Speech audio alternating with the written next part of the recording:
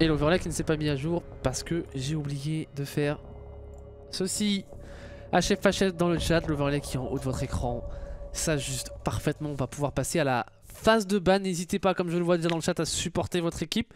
Je vois pas mal de Easy Dream, n'hésitez pas aussi à supporter la team OGC dans le chat. Ça va être une belle rencontre, en tout cas je l'espère. Phase de ban des opérateurs et la première équipe à bannir un opérateur et la team OGC qui ont choisi de défendre sur Villa. C'est un choix, j'ai envie de dire, très cohérent. Donc on bannit Capitao. Capitao qu'on voit énormément banni en ce moment, encore plus que j'ai l'impression encore plus que lors des précédents qualifiers. Après c'est peut-être qu'une impression pour être tout à fait franc. Le Maverick, alors Maverick c'est un opérateur qu'on voit pas énormément banni. En général on le voit beaucoup banni sur une map comme Clubhouse. Mais une carte comme Villa, c'est étonnant de voir un Maverick banni. Est-ce qu'on a des stratégies côté UGC avec le Maverick? Est-ce qu'on a peur d'un potentiel joueur Maverick pour les Easy Dream? Je ne sais pas. Je n'ai pas la réponse de ce ban un petit peu exotique, un petit peu différent de ce que l'on peut voir d'habitude, tout simplement. Le ban Mira. Mira qui reste toujours impactante, même si sur Villa il y a des Mira très embêtantes sur l'aviation. Après sur les autres bombes sites peut-être un petit peu moins. Et puis le Echo banni en dernier opérateur. Le Moss est... Le Moss, pourquoi je lui parle du Moss? Parce que je... N'importe quoi. Le Echo qui est banni, j'ai... Le bon petit lapsus, j'étais en train de lire autre chose qui n'a rien à voir avec la phase de ban. On peut partir, donc ça y est, sur le match entre les équipes. Et on est sur un match 100% français. Voilà, je pense qu'on a ce soir plutôt bien représenté les équipes françaises. On aura vu parmi les 6 équipes castées, 5 équipes françaises, une équipe russe. On a vu 2 fois la même équipe française, donc 4 équipes différentes, les Vegassi, la Team OGC, les Easy Dream et enfin les World in Progress. Donc une belle soirée je trouve de mon côté. On n'aura pas vu les Younties, peut-être une prochaine fois, écoutez. On n'aura pas vu les BTS, ça c'est normal, ils ne font pas le qualifier pour ceux qui se poseraient la question. Allez, c'est terminé pour cette petite explication. On va pouvoir partir sur la première défense. Et première défense en kitchen. Pas le bon site le plus habituellement pris en premier par les défenseurs. Et merci à Slaz pour son hébergement. Merci à toi, c'est extrêmement apprécié. Merci à toi. On peut partir pour ce premier round. Et comme je le disais, on est sur un bon site de la kitchen sur Villa. Bomb site qui est... Voilà, le bomb site, comme je disais, qui n'est pas forcément le prix le plus habituellement. Et c'est un bon site où on a de la verticalité. C'est un bon site où on peut avoir une défense proposée par la team OGC sur le plan de la verticalité. Après, on peut aussi jouer par en dessous avec des potentiels C4. Et les potentiels C4, ils pourraient notamment arriver de ce pulse, mais ils pourraient aussi arriver de ce mute ou de cette vague. Donc attention à ne pas se faire avoir par un potentiel piège qui serait dressé par les défenseurs. Et Kaoxys qui a 2 S maintenant à son pseudo. On a fait une petite modification du pseudo pour Kaoxys. Pour P4 on est inséré. Pour P4 on est inséré rapidement. La pépite des Easy Dream comme il est souvent appelé. Ah, ça doit lui mettre un petit peu de pression forcément sur les épaules. Évidemment ce jeune joueur. Et qui repère déjà de Black Eye. De Black Eye repéré rapidement. C'est toujours ça de prix. Alors qu'on va positionner différents air jam. Mais attention parce qu'on a certes des Black Eye qui viennent de repérer. Mais on a un pulse par en dessous. Oh le C4. Oh le C4. Oh le C4. Est-ce qu'on n'aurait pas envoyé? Je suis en train de me demander. Et si totalement. Je me posais la question pour être tout à fait honnête. Parce que par en dessous on avait l'impression qu'on pouvait venir détruire. Mais pas du tout. La grossière erreur de la part de Jax. J'avais un très fort doute. Jax a peut-être eu un doute. Mais il a tout de même envoyé ce C4. Un petit peu dommage d'avoir gaspillé du stuff inutilement ici. Mais ce sont des erreurs qui arrivent. Alors qu'on vient d'avoir 1 minute 30 dans le round qui vient de s'écouler. Quelques HP perdus, positionne probablement par des Goumines positionnés. P4 pour l'entrée sur Neox. On a un joueur à droite, on a un joueur, il faut lâcher le capteur pour Jax. Je crois pas qu'on l'ait entendu pour P4 et voilà la sanction, le revenge qui arrive pour Jax. C'est parfait. Ce qui a été proposé par Jax. Oh, Jax encore est là cette fois-ci, c'est un peu moins parfait. Puisqu'on se donnera dans la ligne de Cucus l'erreur de la part du Pulse. Et attention parce que ces erreurs là face à une équipe qui a fini 3ème de Challenger League, ça coûte cher. Et Zephyr, qui les connaît bien, va sanctionner Cucus. Alors que Specto de son côté tombera sous les balles de KO6. Comme je vous le disais, les Zephyr qui connaît bien les Easy Dream, puisque lui il a fait la Frenchie avec les MCES. Et ça s'enchaîne à 40 secondes de la fin, on est sur Bomb Site. Et on tombera pour Darkwing sous les balles de KO6 pour le double kill. Et en plan de désamorceur, et c'est un Zephyr en situation de 1v3, on va lui envoyer les flashs. Oh, Zephyr pour le premier kill sur KO6, attention, il est capable de le faire et non. Dirza pour le revenge. Premier round remporté par les attaquants. Les E-Dream qui ont réussi à mettre leur jeu parfaitement en place. On a repéré les différentes black eye, on a positionné les différents air jabs. Et des petites erreurs, notamment le C4 de Jax qui n'a pas connecté puisqu'on l'a envoyé sur une zone totalement non transperçable. Et malheureusement, on s'est retrouvé dans une situation compliquée avec un Jax qui commet l'erreur en plus derrière. Et avantage au Easy Dream, un Zephyr en 1v3 qui ne peut pas réaliser l'irréalisable.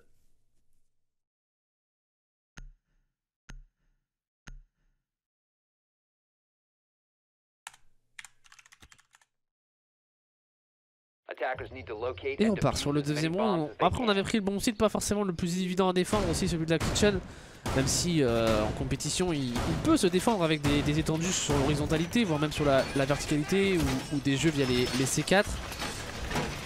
Mais c'est pas forcément le bon site le plus fort de cette carte, mais il fallait le tenter pour la team OGC. De toute façon ils auraient été obligés de le jouer s'ils avaient remporté, s'ils jouaient l'aviation et le trophée par ensuite. À moins qu'on aurait peut-être pu tenter ce bon site de la librairie, mais qui est encore probablement plus dur que celui de la Kitchen à défendre. Et cette fois-ci, on va bien partir en aviation. Pour les Français de la Team OGC, on a simplement 10 Français sur le terrain, entre guillemets. Si je ne dis pas de bêtises. Phase de préparation terminée. On peut passer à la phase d'insertion. Dirza sur un sledge. On a les entrées, Dirza P4 qui vont faire qui en tout cas vont essayer de faire les premiers kills dans ce round, dans cette manche. Et puis on a les persos un peu plus flex avec KO6 et QQ sur des nomades et des touchers qui ont un rôle extrêmement important. Sans oublier le bon support dans la personne d'Alex Shinka Freisberg. Et voilà, dans mon rôle de support, qu'est-ce qu'on fait? On prend les drones de ses coéquipiers pour potentiellement y voir des défenseurs passer, et on va justement prendre l'information, et l'information elle est prise aussi par Cucus. Et le rôle d'entrée ici, il est d'entrer rapidement sur la carte et de récupérer pourquoi pas des kills sur les informations de ses supports, et c'est ce qu'il essaye de faire P4. Il y a une minute qui vient de s'écouler et on monte dans l'escarrouge, il n'y a pas de réelle opposition, attention dans cet escarrouge. Et si on a quand même un Specto qui le tient dans cet escalier rouge, il va falloir être solide. Parce qu'on a un joueur en contact. Oh, il n'a pas été repéré. Il n'a pas été repéré, Specto, par le drone. Et ça pourrait faire très mal. Ça pourrait faire très mal au contact là. Si on a un joueur qui venait s'avancer. Pour Dirza notamment. Et Specto est dans une tellement bonne position. Il le voit. Il voit aussi cette Ibana. Il va faire tomber. Peut-être le double kill pour Specto. On prend le finish sur la Ibana. Et à sa gauche. Il n'entend pas. Il va louché malheureusement sur Cucus qui viendra prendre le revenge, mais l'erreur de droning qui coûte cher puisqu'on perdra le seul arbitrage de la composition. Le Maverick étant banni et le Thermite n'étant pas joué par les Français de Easy Dream, on se retrouve en situation de 4v4, mais le trade il est plutôt à l'avantage des défenseurs. On entend les tasses de l'Evoli partir, et l'Evoli est positionné ici en 90-93 où on a pris le contrôle de cette zone très clairement pour les assaillants.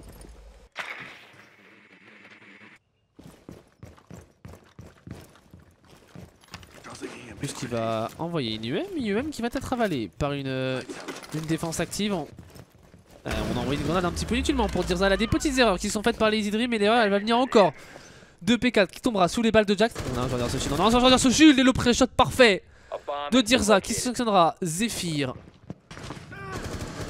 le Jaeger et Cucus mis au sol de son côté par Neox. On va push sur mon site. On push du côté K6 de pré-shot qui ne connectera pas sur le Maestro qui se trouve encore Fred Dirza qui lui sera mis en DBNO par une smoke. Et au contact on a un joueur, c'est Jax qui récupère le dernier kill sur K6. Deuxième round remporté cette fois-ci par les défenseurs.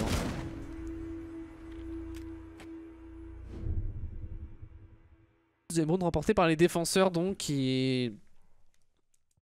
Des petites erreurs commises par les Easy Dream, on l'a vu hein, tout au long de ce round et ça a commencé par ce misdroning et c'est toujours compliqué parce qu'on parfois on ne check pas les corners et on se fait avoir par ce genre d'erreur qui coûte cher. Et puis derrière on l'a vu hein, des mauvaises gestions du stuff, Cucus qui alors n'a pas forcément l'information qui a un ADS à cet endroit là mais qui gaspille une première UM et qui derrière on envoie son UM mais dire ça qui envoie la grenade avant et un petit peu malheureux. Mais c'est des petites erreurs comme ça qui dans un round mais vous coûtent cher puisque vous n'envoyez pas cette grenade, vous ne deniez pas la position de ce joueur et derrière c'est une position sécurisée pour les défenseurs et ça permet aux OGC notamment de remporter leur premier round dans cette rencontre.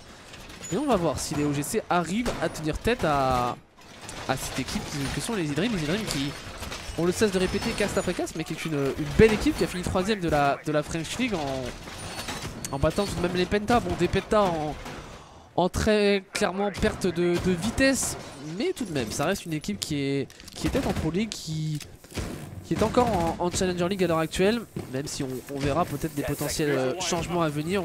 On a un shuffle qui risque d'être assez mouvementé en Europe. On a déjà eu des premiers changements avec le bench d'Alfama et de Qual respectivement chez les Giants et Vitality.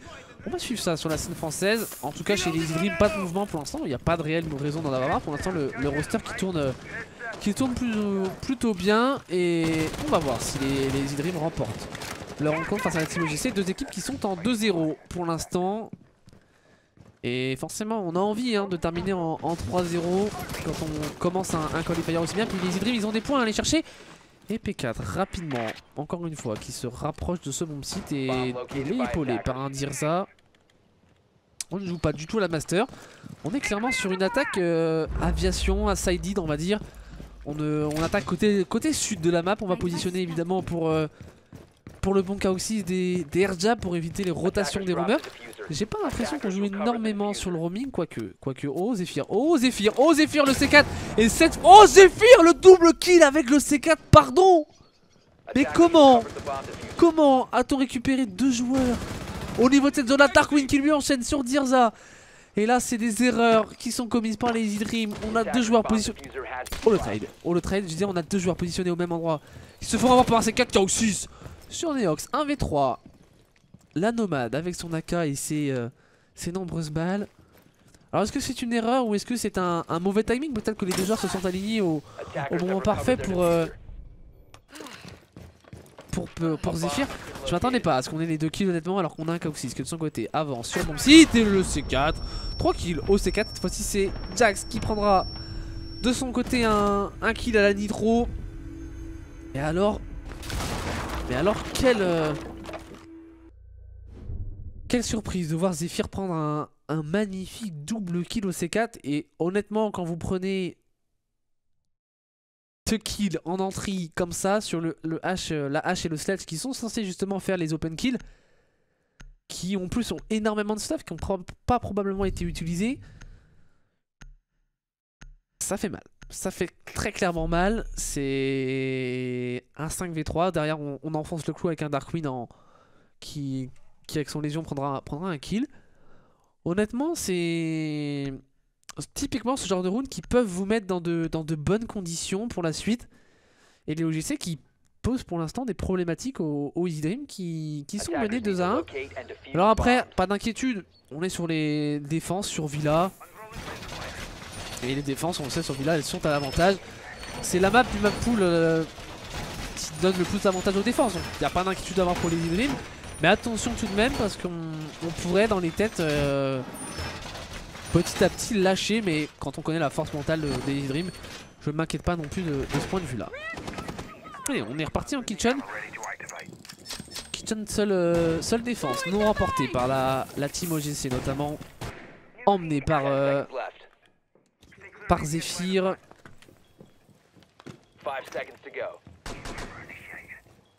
C'est un joueur des Vitality, des Supremacy ou encore des MCES, le bon Florian Perrault. Et on passe maintenant à la phase d'insertion.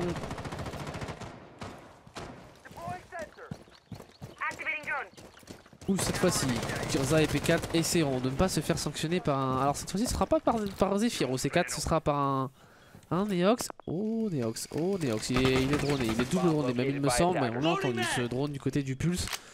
Et on va éliminer le deuxième drone, ça fait beaucoup d'informations déjà. Au moins le troisième drone, on ne l'aura pas de son côté.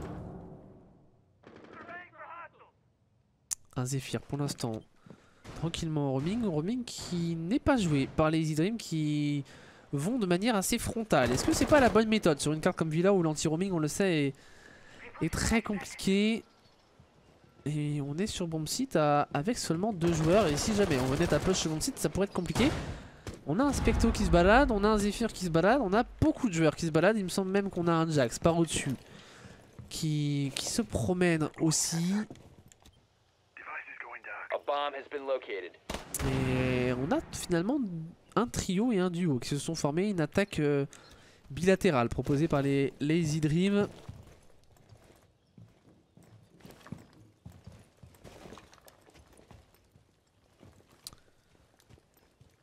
On va suivre, mais c'est un moment assez calme, un moment assez plat dans ce round.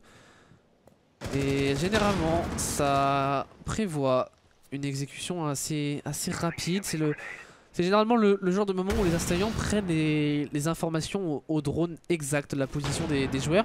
Et ça peut partir. Et justement, ça part et on sera récupéré du côté de P4 par Neox. Et Neox n'arrivera pas à enchaîner le double kill puisque c'est Shinka qui récupère le revenge.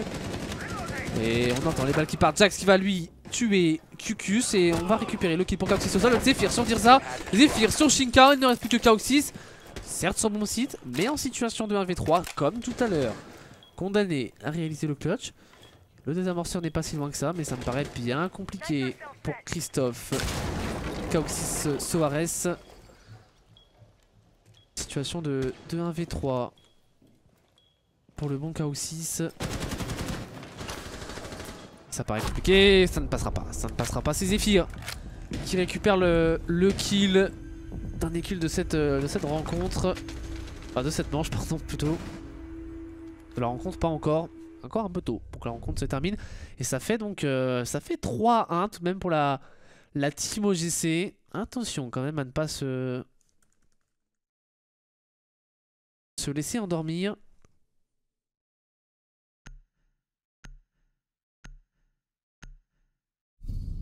Par la team OGC.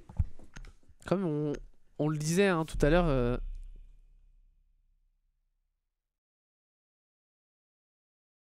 comme on le disait tout à l'heure lors du match précédent, la team OGC, pour ceux qui n'étaient pas là, c'est une nouvelle line-up qui doit dater de quelques semaines maintenant, qui reprend des anciens joueurs de ZZG. On a simplement Tarquin et Neox qui sont 2 anciens joueurs des ZZG. Neox qui était chez les Alerion avant pour faire un petit peu l'historique. On a un Jax qui est un des anciens joueurs de la Deus. Et si on le retrouve là, c'est pas anodin, c'est parce que Legends est l'un des coachs de cette équipe. Il me semble même qu'on avait peut-être l'analyse des OGC tout à l'heure sur le chat. Et derrière on a un Specto et Zephyr qui ont joué ensemble à l'époque de Click comme je le disais tout à l'heure pour les qualifications de la Challenger League du saison 9. Zephyr que vous connaissez très bien évidemment, je vais pas vous faire son historique. Voilà pour la line-up de la team OGC, on va voir ce que ça donne, mais c'est vraiment une équipe qui a du potentiel. Alors évidemment on ne fait pas ces qualifications dans un objectif de réellement aller au Six Invitational parce qu'on sait très bien que ce sera quasiment mission impossible. Tant le niveau sera élevé en close qualifier, mais c'est aussi pour se mettre dans les conditions, et pas que dans les conditions de compétition, parce que les conditions de compétition on les connaît pour beaucoup de ces joueurs là, mais pour se mettre dans les conditions des open qualifiers de la Challenger League, parce qu'il y aura une saison 11 de Challenger League très probablement, et que ce sera probablement ces mêmes équipes là, et c'est globalement le même format, donc c'est aussi pour se mettre dans les bonnes conditions qu'on qu'on participe à ce genre d'événement. Et on est en train de prendre le contrôle du côté nord de la map, du trophée et de la statue avec un KO6. Toujours sur sa nomade, pas de changement dans la composition défensive, offensive, pardon. Composition défensive qui évidemment elle change en fonction des bombes sites. On s'adapte à chaque pièce qui peut être totalement différente dans sa conception et dans la façon de l'aborder. Un Zephyr qui était à 90, on n'est-il pas envoyer les Prefire, on va un petit peu reculer. Pour Zephyr et... Encore une fois c'est assez calme, hein. Pas d'échange de coups de feu entre les différents joueurs. Un Shinka qui n'est pas encore venu utiliser la moindre salve de Iskairos. Une minute 30 restante, on est à la prise d'information. Un joueur derrière ce shield pour... C'est Jaeger le bon Zephyr qui est repéré ici par le drone et cette fois-ci il va falloir gérer le stuff correctement. Et voilà, l'UM parfaite, on va tenter d'envoyer la nail avec un rebond qui va enlever de lourds dégâts, en tout cas une cinquantaine d'HP à Darkwing. On a fait tomber en plus de ça le shield. Oh, on a un joueur il me semble, juste au contact de cette porte, c'est Jax. Et il en reste plus que 57 secondes de temps de jeu, 5v5, l'exécution qui va se lancer. Un style de jeu assez lent pour l'instant pour les Easy Dream. Et ça pourrait peut-être encore le coûter le round. On se met en place, on prend les lignes, on prend les crossfire et on est en train d'ouvrir. On entend les salves qui partent de Iskairos. Et c'est une attaque au niveau de ce coffre qui va concéder Neox. Ah, l'impact trick qui ne passe pas, pour Neox. On a pu ouvrir ce mur. Là, on voit une composée d'ennemis qui est partie. Et P4 mis au sol par la position de Jax qui n'était clairement pas attendu ici au contact. On a envoyé le C4 qui ne connectera pas. Pour le Mozi, on est mis au sol. Et Dirza qui va faire tomber Neox. KO6 sur Jax, ça s'enchaîne dans tous les sens. KO6 sur Darkwing en situation de 4v2 maintenant. Il ne reste plus que Zephyr et Specto. Zephyr pour faire tomber Cucux. 3v2 maintenant et le retour de Specto qui avait encore son C4 mais qui préfère revenir dans le dos. Il y a des pings qui partent non blanc. Le désamorceur et le désamorceur qui va planter. Le C4 qui ne connecte pas du tout et Shinka qui prend le kill sur Zephyr. Et c'est une situation de 1v3 maintenant pour Specto. Et on sera récupéré par KO6. Round remporté par les Easy Dream. Et que c'est dommage de ne pas avoir joué ce pulse finalement sur la verticalité. On a préféré revenir dans le dos. Mais on n'avait pas l'information de la position des différents attaquants. Et on croyait qu'ils étaient encore au niveau de cette aviation. Et finalement ils étaient déjà dans le billard. Et round remporté par les Easy Dream, pardon, 3-2. Et si on venait à mettre le prochain round, ça pourrait faire une égalité parfaite à la mi-temps au changement de side.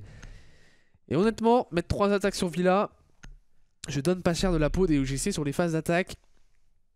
C'est compliqué, je pense là, pour les UGC, si on ne met pas cette prochaine... en tout cas, ça se compliquera si on ne met pas cette prochaine défense, pardon. Après, c'est surprenant, comme je le disais tout à l'heure.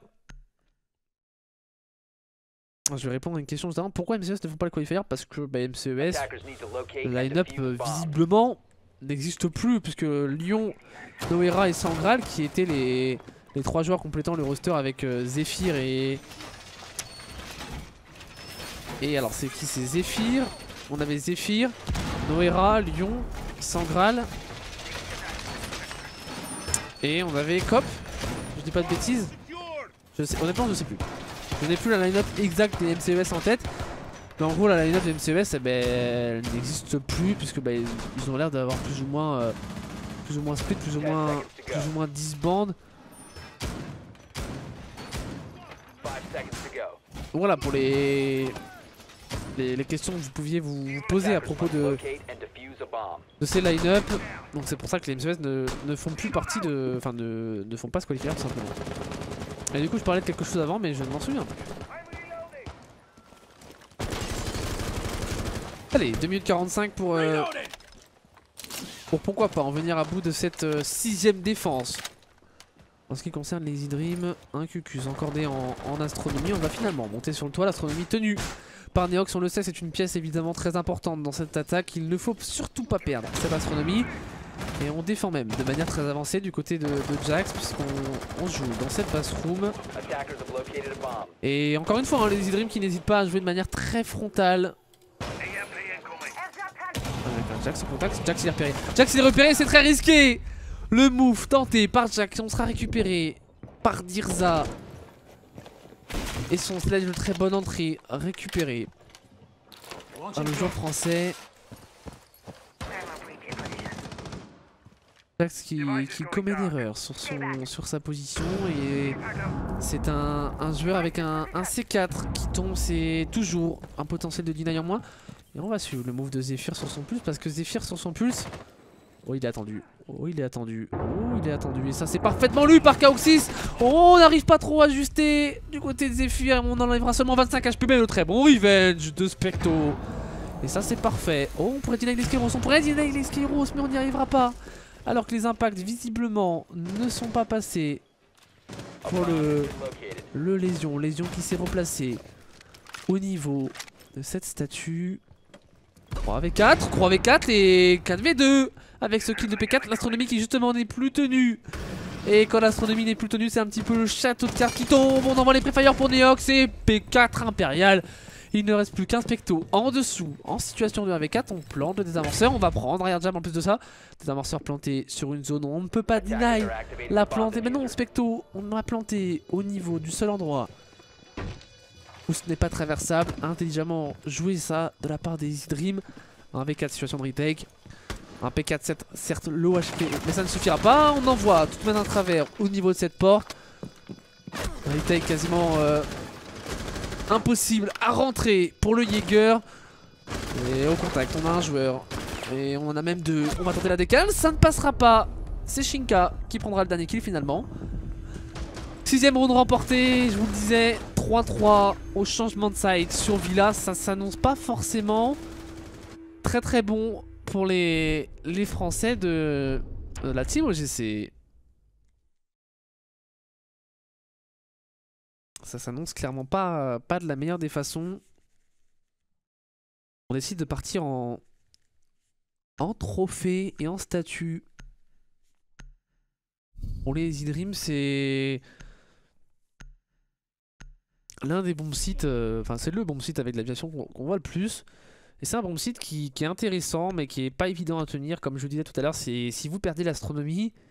Alors ça commence par la pass-room, si vous perdez ou vous laissez la pass-room et que derrière vous perdez en plus de ça l'astronomie, ça devient un bomb site très compliqué parce que le bomb site B, il est difficile à tenir tant vous avez de lignes, notamment au niveau de cette sorte d'arche qui donne depuis la master, notamment si on vient breach mur. Donc le bomb site B devient très compliqué à tenir si on a une pince qui se resserre avec un joueur en astronomie, des lignes depuis la master et pourquoi pas même un joueur qui arriverait depuis le back de la défense, le dos de la défense tout simplement.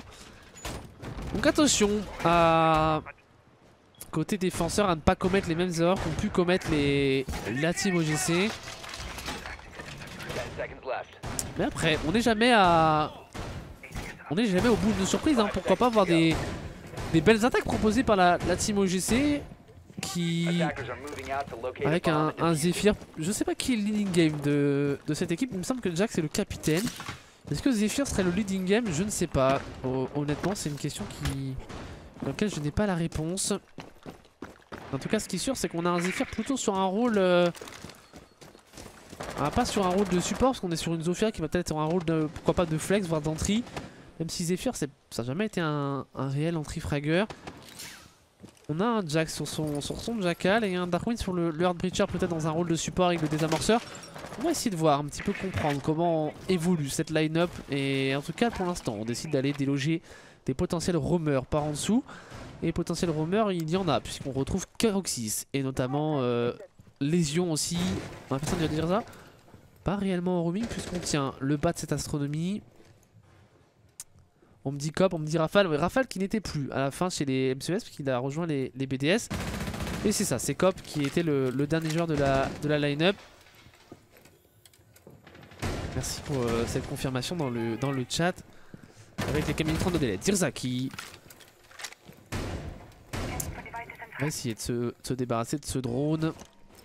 Et on n'a pas réussi. Ça fera de l'information en plus pour les attaquants. Specto qui est mis au sol, il me semble, sous les balles de Kaoxys. Et le revenge de la part de Zephyr. Ça c'est parfait. Attention. Attention Dirza à ne pas se donner. Oh, la ligne juste au-dessus. Et on a l'avantage pour Shinka, très clairement.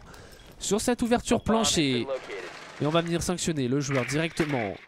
On est en situation d'avantage numérique pour les défenseurs. Ça se complique un peu. Pour les 3 attaquants restants. Et Jax sur son Jackal. Que vont-ils faire? 3 attaquants restants. On a encore le potentiel d'ouverture avec le La Hibana, le potentiel de Deny avec les grenades électromagnétiques à impulsion du Thatcher. Et justement, on va en envoyer une première. Grenade UM pour Deny le potentiel jammer positionné. Et le C4 oh, qui n'était pas loin de connecter pour P4. Et P4 qui n'hésite pas à agresser. Oh P4, oh P4, on n'a pas réussi à ajuster au niveau de la tête sur Darkwing qui lui n'a pas hésité une seule seconde à sanctionner la position de ce mute. On ramène le score en 3v3 dans ce round. 3v3 au tableau des scores, 3v3 dans le round. C'est maintenant pour les OGC pour essayer de reprendre l'avantage numérique. Les premières grenades à gaz télécommandées qui partent pour Shinka. 20 secondes de temps de jeu, le temps qui très clairement l'avantage de la défense. On renvoie une deuxième grenade à gaz pour le joueur des Easy Dream. Tirza au contact, est-ce qu'il est lu? Tirza au contact, il n'est pas lu du tout, il n'est pas lu du tout, il va prendre même le double kill. Et il va prendre le triple kill. Dylan, Tirza Brigitte permet à son équipe de remporter le 7ème round. 7ème round donc remporté avec un très beau triple kill à la fin de Tirza. Alors certes je dis qu'il permet aux défenseurs de remporter le round, mais ce qui permet surtout aux défenseurs de remporter le round, c'est le temps. C'est le temps, il reste 20 secondes, on ne peut pas droner, on a peut-être même plus de drones, et on n'a pas réellement le temps de se synchroniser, de se coordonner, et on fait un petit peu n'importe quoi, et derrière c'est un joueur pas du tout attendu qu'on ne peut pas sanctionner. Et c'est toujours la problématique sur Rainbow Six, surtout sur une carte comme Villa où on s'est peut-être un petit peu trop donné sur les roamers. C'est la question qu'on pourra se poser au prochain round pour les Français. Mais Villa, c'est toujours la problématique de est-ce qu'on va chercher les roamers et si on arrive à les sortir, c'est une situation très clairement à notre avantage. Mais si on vient s'y perdre, s'y casser les dents, on peut se retrouver en désavantage numérique et en désavantage de temps. Qui, on répète, le temps est à l'avantage de la défense. Et du coup pour l'instant défense qui a très clairement l'avantage. Enfin très clairement l'avantage. On est en 4-3, on est sur le side défensif. Les Easy Dream qui pour l'instant font parler leur supériorité. Attention, on a failli perdre un deuxième drone. Ça aurait été un petit peu bête de perdre 2 drones sur la phase de prep. Tant on connaît l'importance des drones sur Rainbow Six Siege.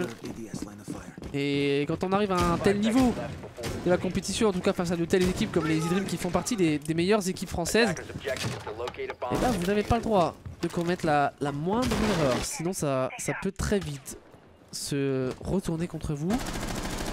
Il ne va pas falloir en faire d'erreurs sur ce round, notamment pour Zephyr sur sa Zephyr. Et on va suivre un petit peu l'insertion de Florian Perrault. Et voilà, ça c'est caractéristique du bon Zephyr en tenue de ligne. On essaye de récupérer pourquoi pas un petit kill. En l'occurrence on avait une potentielle visu sur une clash. Et P4 sur une clash qui est intéressant. Et on en parlait une fois, je me rappelle de Switch avec pendant un qualifier. P4 il a tendance à jouer un rôle plutôt d'entrée en attaque. Et en défense on le voit souvent jouer des maestros. Et là une clash, et en défense il n'hésite pas à jouer des rôles de support. Et ça montre toute la polyvalence de ce joueur. C'est pas seulement un joueur qui fait du frag et qui fait du spectacle, mais c'est aussi un joueur qui est capable de s'adapter, qui en plus de ça a seulement il me semble 19 ans et leading game de l'équipe.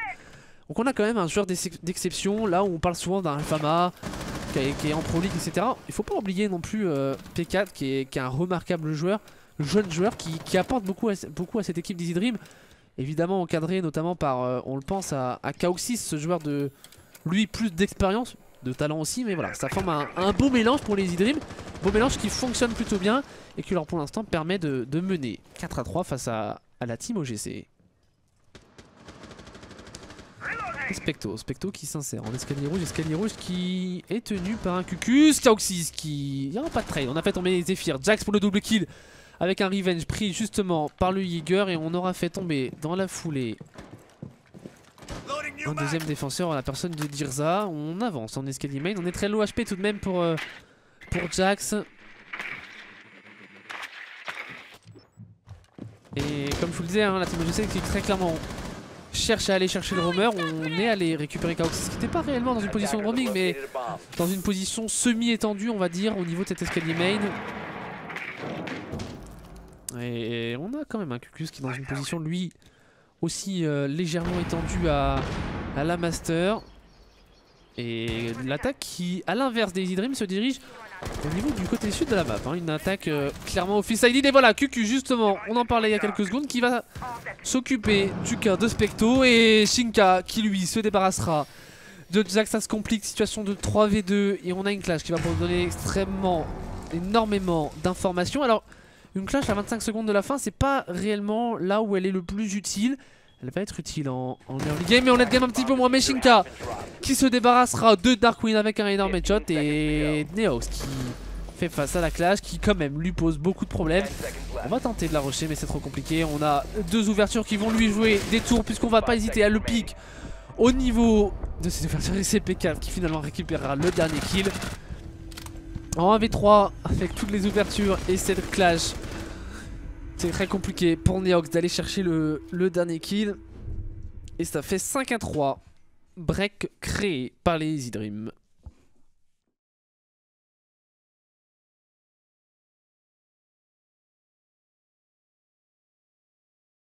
Un break créé par les Easy Dream. Tears on fire. Tears à la plage. Tears fait la cuisine, yes.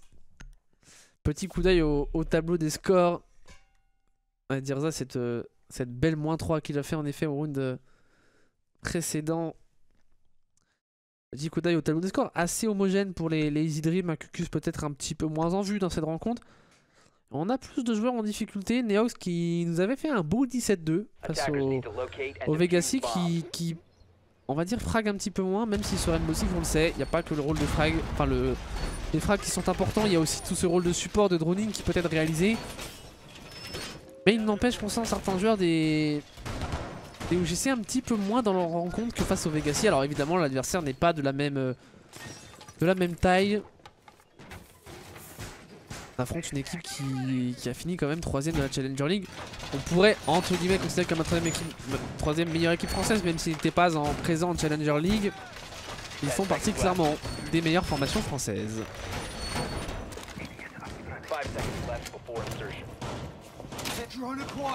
Et défense étendue. Défense étendue, on a récupéré, on l'a vu sur l'écran, un petit drone. On a la présence dans la composition d'un Mondi, d'un Mute pour deny les insertions, pas des assaillants mais les insertions des drones pour le coup. Combiné à un Légion qui donne énormément d'informations, un Castle qui limite la progression aussi des attaquants. On veut clairement empêcher un maximum que les OGC s'insèrent sur la carte. Et on veut leur faire perdre la tête, j'ai l'impression.